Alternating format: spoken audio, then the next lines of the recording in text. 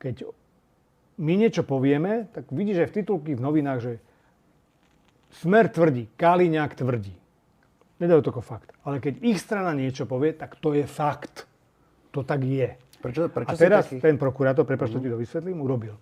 Prišiel Naď a povedal, no tam žiadna škoda nebola, lebo to bol šrot. Žiadne z nich nelietalo. A on to tam napísal do toho odôvodnenia. My sme im poslali papier, v roku 22, keď ich darovali, lietalo 8 trupových čísiel. To znamená, 8 rôznych lietadiel bolo v ten rok schopných lietať. Tak o akom šrote to hovoríte? To, že ste zrušili zmluvu na náhradné diely, aby ste mohli povedať, že ich nemáte? To, že ste poslali všetku muníciu do Ukrajiny dopredu, aby ste mohli povedať, že však tie stroje už nemajú ani muníciu? A že ste zastavili výcvik pilotov, aby ste mohli povedať, nemali sme vycvičených pilotov? No to je fakt. Že ste sa na to pripravovali rok predtým.